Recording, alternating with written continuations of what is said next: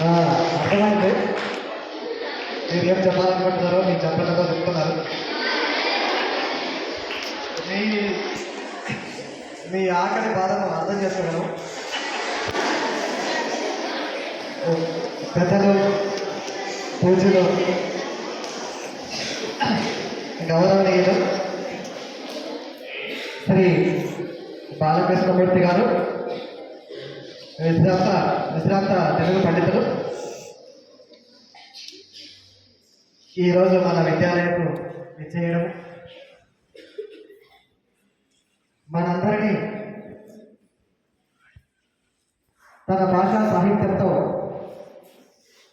తన చక్కని పాండిత్యంతో,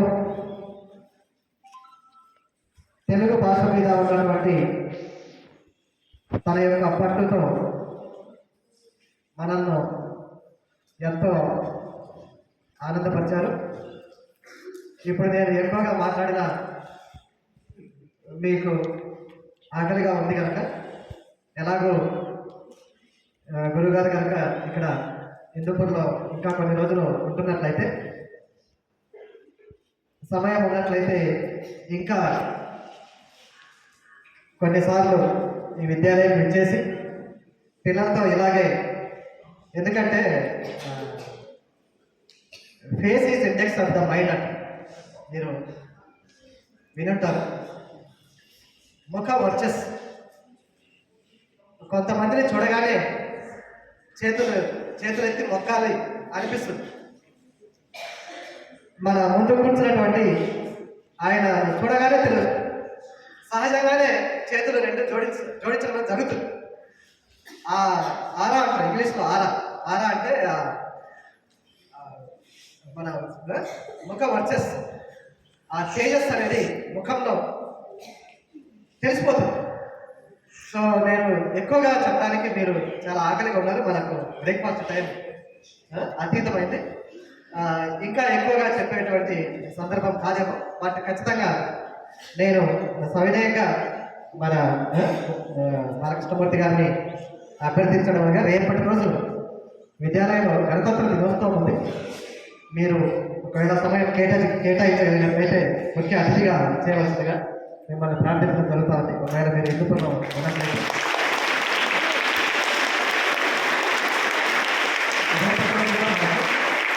ఖచ్చితంగా ఈ మార్గదర్శనం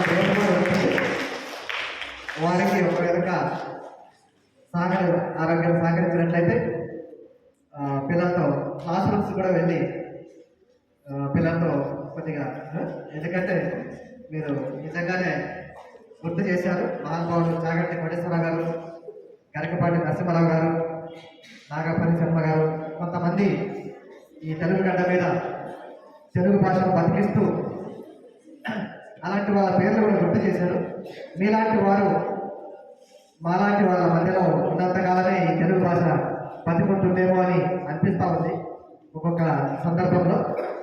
ఎలాగో ఆ భాగ్యం కలిగింది ఈరోజు మీతో పరిచయం కావడం. వీళ్ళకి నేను కూడా గురుగారు పనిచేసిన విద్యాలయంలో నేను పనిచేశాను.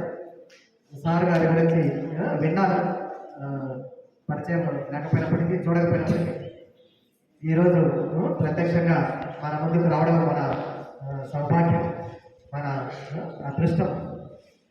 ఇంత గొప్ప పాండిత్యం ఉన్నటువంటి గురుగారు మన మధ్యలో ఈరోజు ఉండడం, ఈయన యొక్క జీవితం అన్నపూర్ణ ట్రస్ట్, అన్నదాన ట్రస్ట్ అది వారణాసి. అక్కడికి వెళ్ళడానికే ఆ భాగ్యం ఉంటేనే చూడడం జరుగుతుంది. ఎవరి నొసటలో రాసిన భాగ్యం అది. అక్కడికి వెళ్ళి రావడానికి అందరికీ దొరకదు. ఈ సనాతన ధర్మంలో వారణాసికి వెళ్ళి వచ్చే భాగ్యమే కొంతమందికే దొరుకుతుంది. మనలాంటి ఈ దక్షిణ భారతదేశంలో ఉండే వాళ్ళకి మనకి చాలా దూరంగా ఉంటుంది కనుక సృష్టికి మధ్యస్థమైనటువంటి స్థానం అంటారు వారణాసి పట్టణం. మన సనాతన ధర్మంలో ఆ పట్టణానికి, ఆ స్థానానికి ఉన్నంత ప్రాముఖ్యత, విశిష్టత ఏ స్థానానికి లేదు. అంతటి విశిష్టత ఉన్నటువంటి ఆ ప్రదేశంలో తన శేష జీవితాన్ని గడుపుతున్నారంటే ఆయన పాదస్పర్శే మన విద్యాలయంలో పునీతం చేయడం. అంతటి గొప్ప వ్యక్తులు మన మధ్యలో ఉన్నారు. ఆయనకు కనుక సమయం అనుకూలించినట్లయితే ఇంకా కొంత సమయం మీ మధ్యలో గడిపేటువంటి అనుగ్రహం కలిగించవలసిందిగా ప్రార్థిస్తూ ఇప్పుడు మీకు బ్రేక్ఫాస్ట్కు విరామం. ధన్యవాదాలు సార్. మీ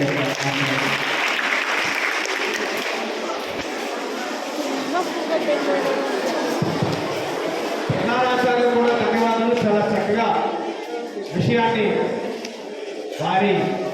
వారణాసి కాశీలో ఉన్నటువంటి వారి ఇక్కడికి రావడం, దానికంటే నాకు ఎక్కువగా ఆనందాన్ని కలిగించింది ఇంకా పిల్లలతో మాకు గురుగారు 10వ తరగతి 12వ తరగతి పరీక్ష జరుగుతుంది.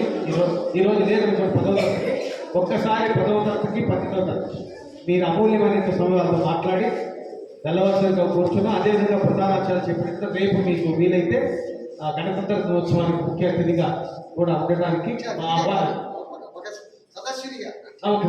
సరే మీ ఔదార్యం అది. ఇప్పుడు నేను